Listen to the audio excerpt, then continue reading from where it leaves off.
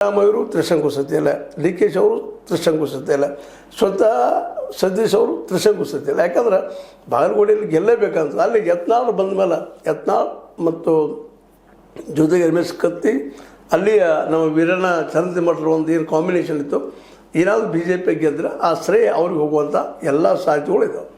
ಇವು ಒಂದು ರೀತಿ ಏನಾಗ್ಯದಪ್ಪ ಅಂತಂದ್ರೆ ಇವತ್ತು ಕಾಂಗ್ರೆಸ್ನಲ್ಲೇ ಎಲ್ಲ ಗೊಂದಲ ಆಗಿಬಿಟ್ಟದು. ಇದಕ್ಕೆಲ್ಲ ಉತ್ತರ ಕೊಡೋದು ಇದರೊಳಗೆ ಸಿದ್ದರಾಮಯ್ಯರು ಇಲ್ಲ, ಮುಂದೆ ಅದೇ ಕಾಲಕ್ಕೆ ಡಿ ಕೆ ಶಿವಕುಮಾರ್ ಅವರು ಇಲ್ಲ, ಸತೀಶ್ ಅವರು ಇಲ್ಲ. ಈ ರಿಸಲ್ಟ್ ಬರೋವರೆಗೆ ಎಲ್ಲರೂ ವೇಟ್ ಮಾಡುವಂಥದ್ದು. ಬಟ್ ಇವು ಡೆವಲಪ್ಮೆಂಟ್ ಮಾತ್ರ ಆಗ್ತಾಯಿದ್ದಾವೆ. ಹೀಗಾಗಿ ಈ ರಿಸಲ್ಟ್, ಈ 5 ರಾಜ್ಯಗಳ ರಿಸಲ್ಟ್ ಜೊತೆಗೆ ಇವೆರಡದ್ದು ರಿಸಲ್ಟ್ ಯಾವ ರೀತಿ ಬರ್ತದೆ ಆ ರೀತಿಯಾಗಿ ಮೇ 4 ನಂತರ ರಾಜ್ಯ ರಾಜಕೀಯ ಏನು ಬೇಕಾದ ಅವಕಾಶ ಪಡ್ಕೋಬೋದಾಗ್ಯದ, ಯಾವ ಕಡೆ ಬೇಕಾದ್ರೂ ಹೊರಡ್ಬೋದಾಗ್ಯದ. ಅದರಲ್ಲೂ ಮುಖ್ಯವಾಗಿ ಡಿ ಕೆ ಶಿ ಅವ್ರಿಗೆ ಈ ಸದ್ಯದ ಪರಿಸ್ಥಿತಿಯಲ್ಲಿ ಸಿ ಎಮ್ ಆಗುವುದಿತ್ತಪ್ಪ ಅಂತಂದರೆ 2 ಕ್ಷೇತ್ರಗಳಲ್ಲಿ ಕಾಂಗ್ರೆಸ್ ಸೋಯ್ತಪ್ಪ ಅಂದ್ರೆ ಅವ್ರಿಗೆ ಅವಕಾಶ ಹಚ್ಚಿದ್ದಾವೆ.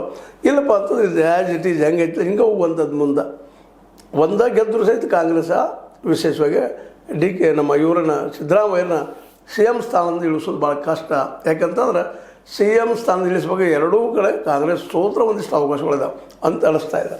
ಆದರೂ ನಮ್ಮ ಡಿ ಕೆ ಶಿ ಪರ ಇದ್ದಂಥ ಲಾಬಿ ಅವ್ರು ಆಗ್ತಾರ ಸಿ ಎಮ್ ಆಗ್ತಾರೆ ಅನ್ನೋದು ಮಾತಾಡ್ತದೆ. ನೋಡಿ ಏನಾಗ್ತದೆ ಮೇ 4 ಬರಲಿ ಅಂತ ಹೇಳ್ತಾ ಇದು ಇವತ್ತಿನ ಡೆವಲಪ್ಮೆಂಟ್ ನಿಮಗೆ ಏನು ಅನಿಸಿರ್ಬೋದು. ಇದು ಲೈಕ್ ಮಾಡಿ ಶೇರ್ ಮಾಡಿ ಕಾಮೆಂಟ್ ಮಾಡಿ, ಜೊತೆಗೆ ಸಬ್ಸ್ಕ್ರೈಬ್ ನಿಲ್ಲಿಸ್ಕೊಂಡು L16 ನ್ಯೂಸ್ ಅರ್ಥ ಸತ್ಯ ಕೈಗಳೇ ವಂದನೆ.